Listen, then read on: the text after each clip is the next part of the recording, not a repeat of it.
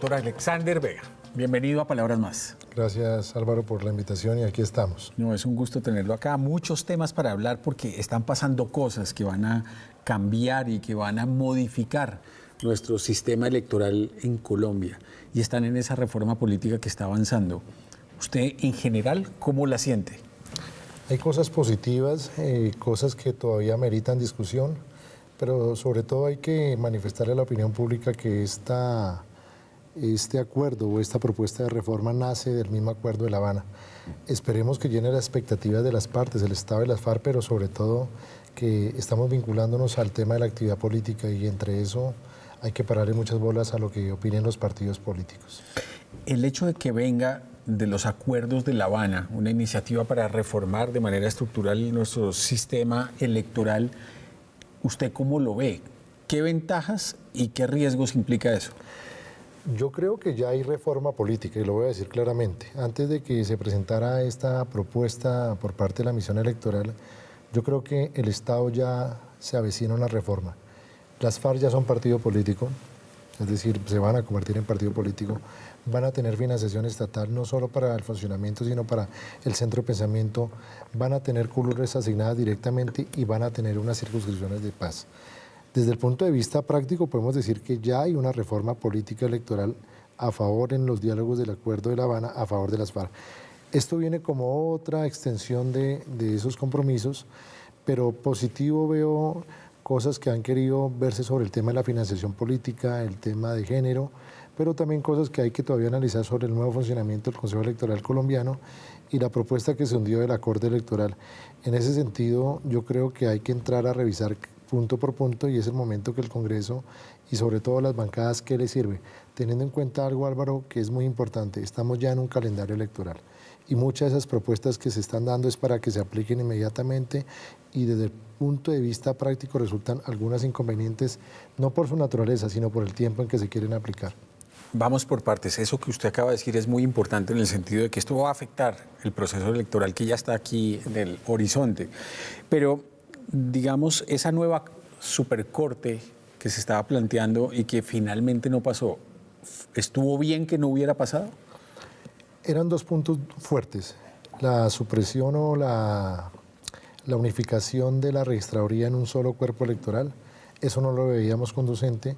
Luego vino lo de la Corte Electoral, nosotros lo analizamos desde el punto de vista qué viable tendría que se uniera el Consejo Electoral con la sección quinta y vimos que las competencias debían mantenerse. ¿Qué quedó en el texto? En el texto no quedó una Corte Electoral, pero sí quedó un Consejo Electoral fortalecido, pero también quedó con competencias que tenía la sección quinta. Entonces hay que entrar a demostrar que este órgano va a quedar en unas características administrativas y en otras características de carácter judicial. Eso hay que revisarlo bien, porque se entiende que los órganos ejercen una sola competencia, desde lo administrativo o desde lo jurisdiccional.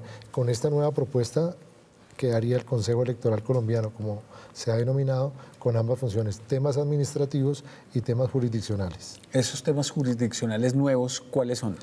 Prácticamente le quitan la competencia a la sección quinta de hacer el control jurisdiccional sobre las demandas de nulidad electoral, lo que quiere decir que credencial que expida el nuevo Consejo Electoral colombiano no tendría control jurisdiccional ni ante los tribunales administrativos ni en el Consejo de Estado.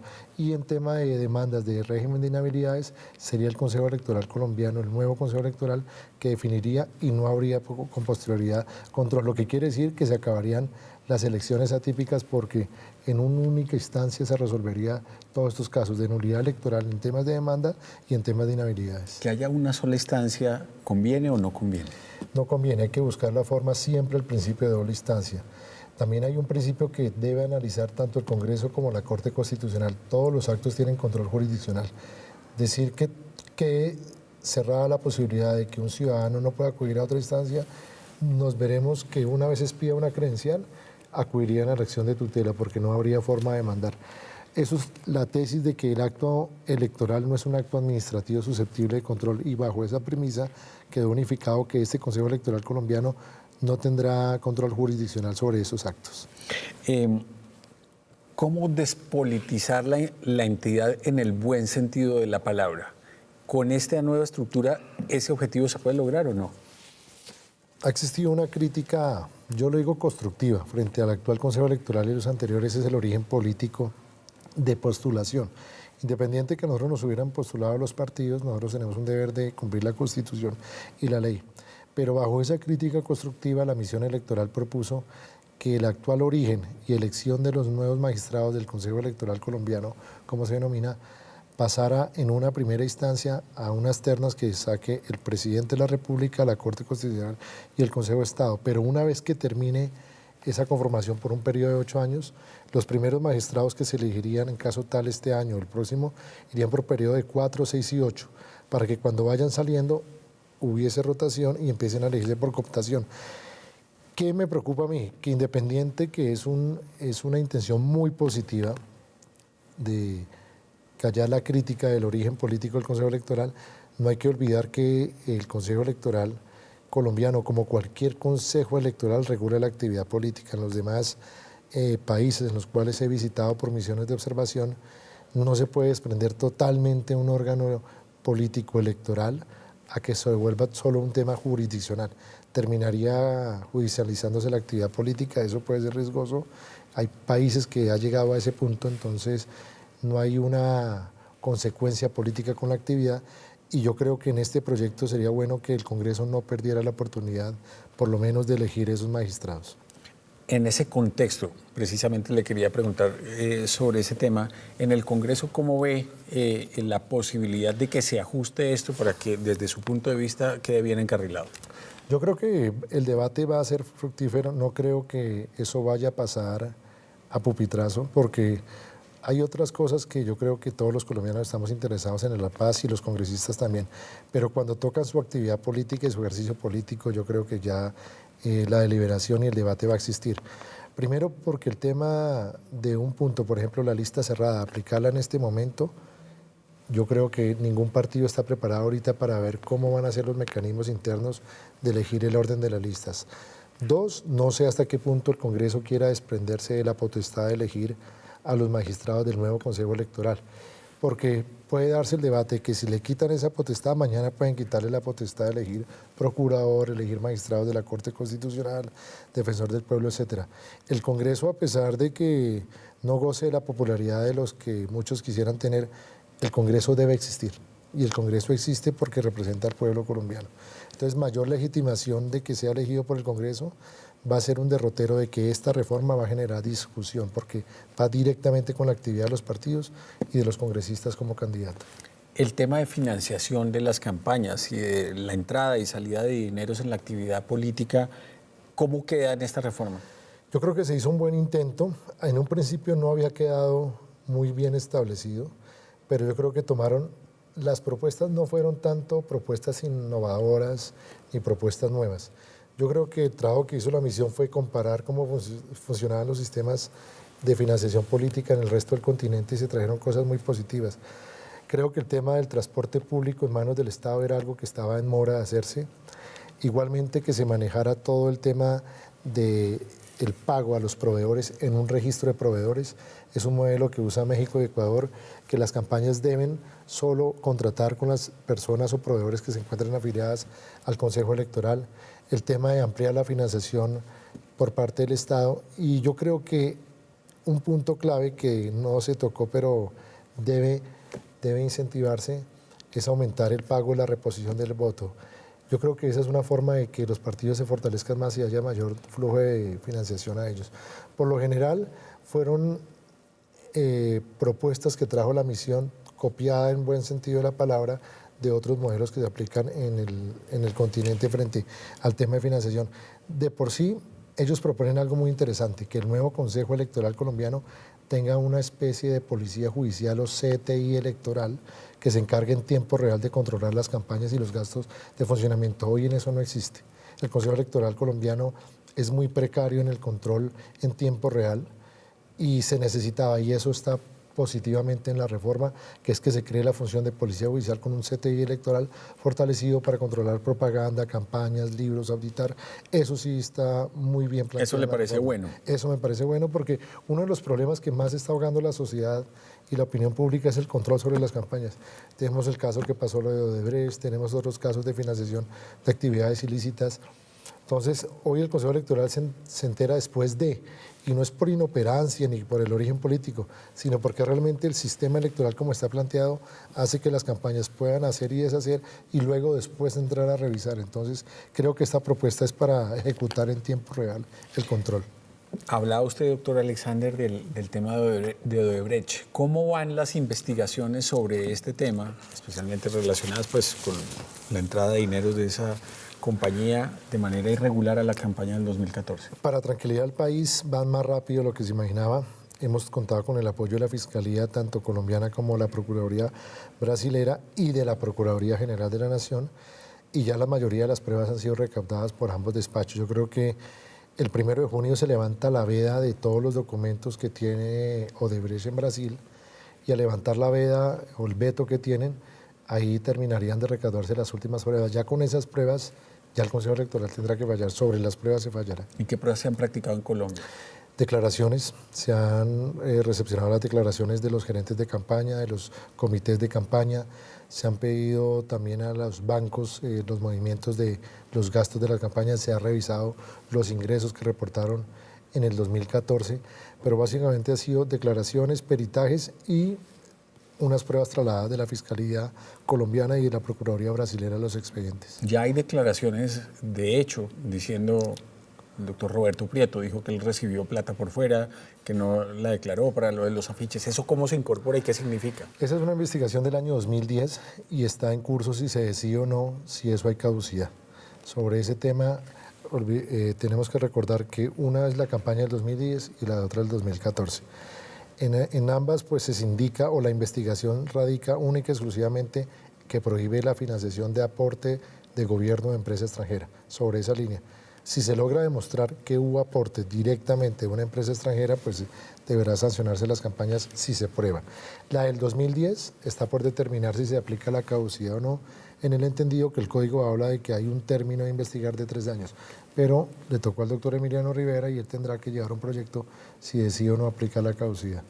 Doctor Alexander, lo invito a que hagamos una pausa para venir a hablar de otro tema que a los colombianos nos interesa mucho, que es el tema de las revocatorias. Claro que sí.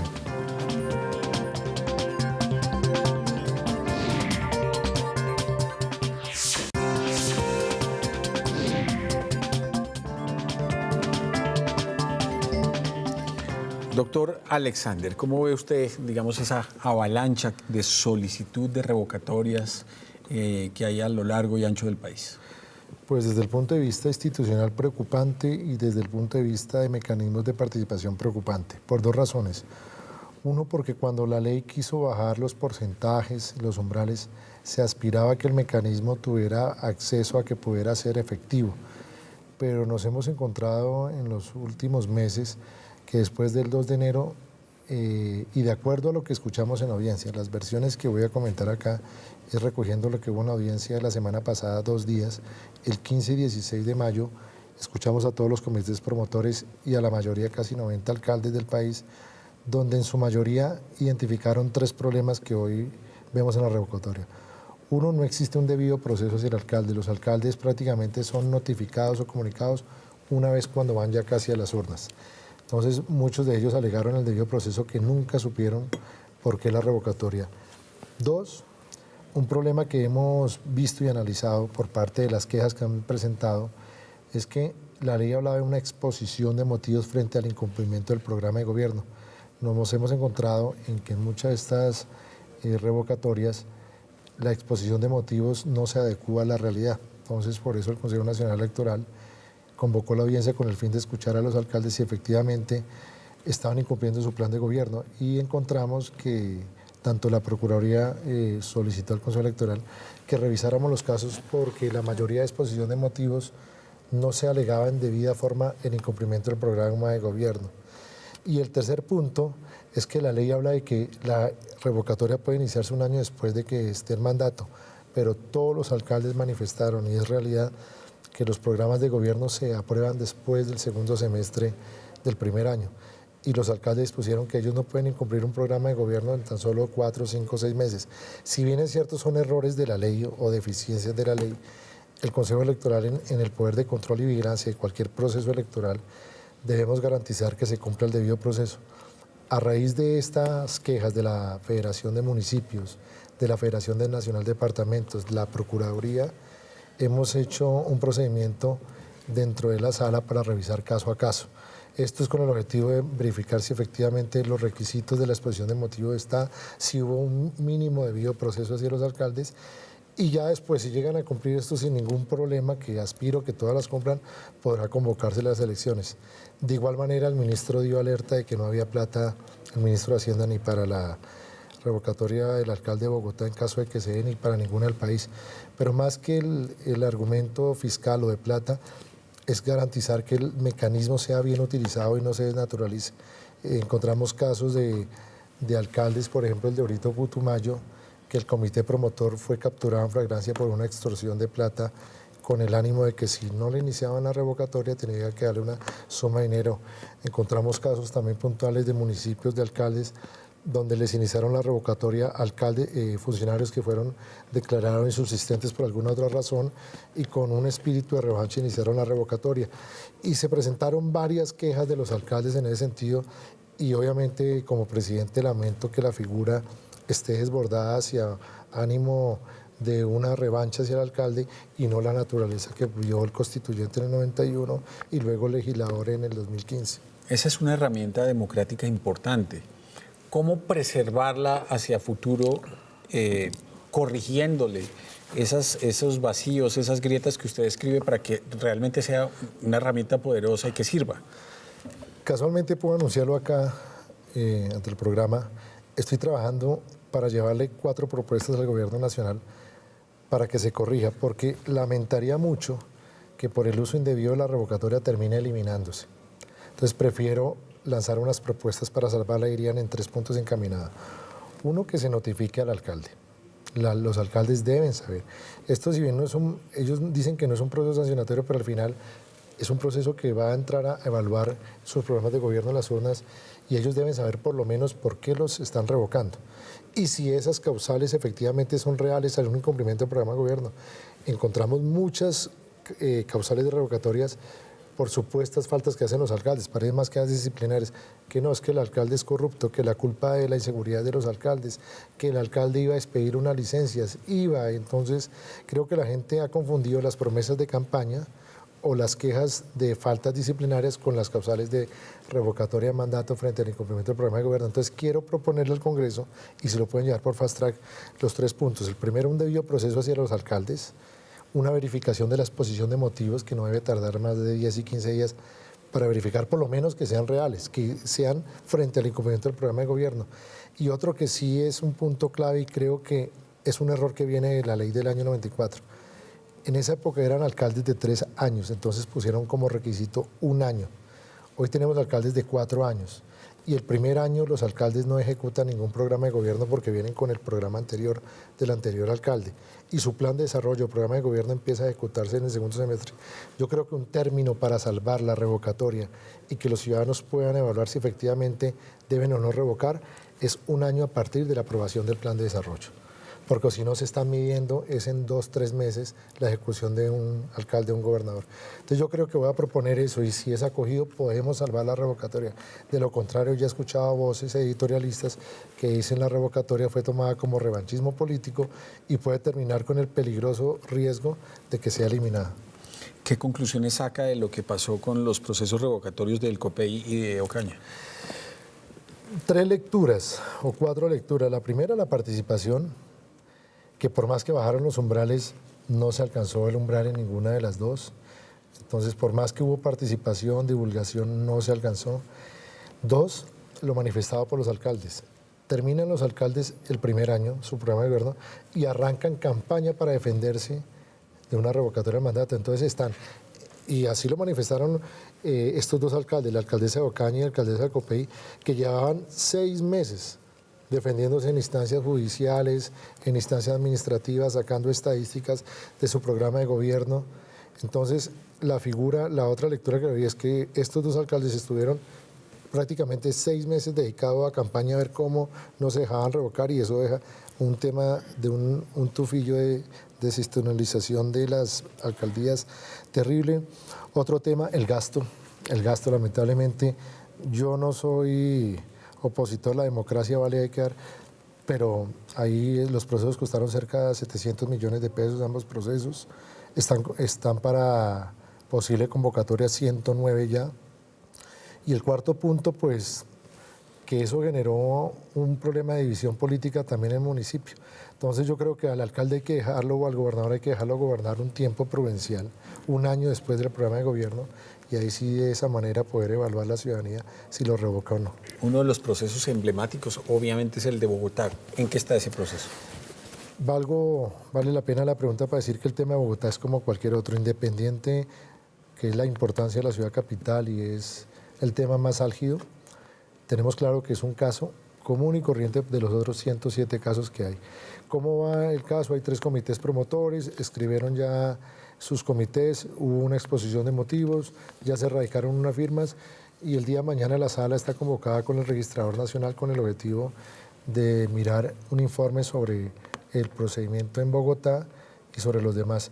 Pero se va a tomar caso por caso, como dijo la Procuraduría, porque todos tienen condiciones especiales. Lo que se quiere es garantizar el debido proceso para los alcaldes y los comités promotores. Y Bogotá será óbice también para que se entre a verificar si se cumplió eso. ¿Hay tiempos estimados para saber qué va a pasar con lo de Bogotá?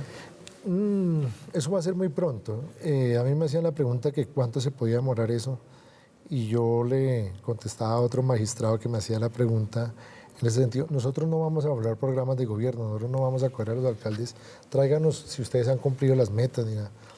Lo único que va a hacer el Consejo Electoral es primero verificar si hubo un debido proceso, si el alcalde si se le comunicó, y 2, si la exposición de motivos es real. Yo no puedo revocar a un alcalde que porque no da citas. Nosotros tuvimos casos de alcaldes que le iniciaron la revocatoria que porque llegaban a las 5 de la mañana y no daban citas. Entonces lo que por lo menos debemos verificar es que esa exposición de motivos sea real o que concuerde con el programa de gobierno. Nosotros no vamos a medir indicadores, sino lo que vamos a ver es que eso sea por lo menos veraz. No podemos permitir que se revoquen alcaldes en el sentido, como ellos mismos lo manifestaban, por diferencias personales y que al momento de exponer los motivos aleguen causales como que no les dan una cita o que efectivamente el alcalde viaja mucho o que el alcalde no les gustó una norma que sacó frente al tema de establecimientos públicos. Entonces hay que ver por lo menos que sea real, que no sean quejas disciplinarias, sino que sean incumplimientos del programa de gobierno.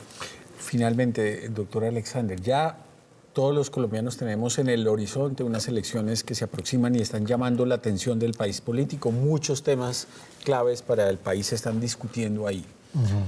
Con todo este panorama de cambios, ¿qué va a haber de distinto en las elecciones que tenemos a la vuelta de la esquina? ¿Qué cambios importantes ve usted que los colombianos debemos tener, debemos saber que van a ocurrir para esas elecciones? El tema de la lista cerrada. Y la próxima elección sería la de Congreso en marzo del próximo año. Podemos encontrarnos, si el Congreso aprueba, no un listado de candidatos, sino un listado de logos de partido. Entonces eso puede ser el primer cambio sustancial, la lista cerrada. Segundo cambio, vamos a encontrar un control real sobre la financiación en caso de que se apruebe. ¿Qué quiere decir eso? Que ya los candidatos no van a poder manejar plata el día de las elecciones, tendrán que hacerlo a través de una banca de inversión o unos temas bancarios, como explicó el ministro Cristo. Vamos a encontrar un transporte público masivo, gratuito el día de las elecciones, pero cambios sustanciales en la forma de votar no. La propuesta dice que hay que seguir agilizando el tema del voto electrónico. Yo vengo de varias elecciones en el mundo revisando los procesos y creo que Colombia debe estar ya preparada para el tema de implementar no solo el voto electrónico, sino el escrutinio digitalizado, que en tiempo real tengamos el resultado oficial, quién es el Congreso o quién es el nuevo presidente o quiénes son nuestras autoridades locales. ¿Qué nos falta para eso? Yo creo que el tema ya no es ni siquiera de plata, porque la plata la hay. El ministro pues obviamente manifiesta que para eso no hay. Yo vengo de Corea en las últimas elecciones presidenciales y cualquier máquina se puede hacer para cualquier país, dependiendo de la cultura política. Cada máquina cuesta entre $1.000 y $1.200 y realmente son máquinas que nos pueden durar para 3, 4 procesos electorales. Entonces, al contrario, nos ahorraríamos plata y mucho papel que utilizamos en estas elecciones como son las colombianas. Entonces lo que falta es voluntad. Voluntad, esto es un tema de que si lo quiere hacer el señor registrador y igualmente el ministro pone la plata, hoy en día se puede votar hasta desde el celular. Hay temas en Corea Corea es el país que tiene pionero en tema de máquinas electorales. Hacen elecciones en toda parte de Europa, África, en los países emergentes, en los de la ex Unión Soviética, y hay máquinas que te votan electrónicamente, te escrutan, te digitalizan, te ponen en la nube el acta y te computan en tiempo real. Y hay resultados oficiales en menos de 2 horas, resultados oficiales.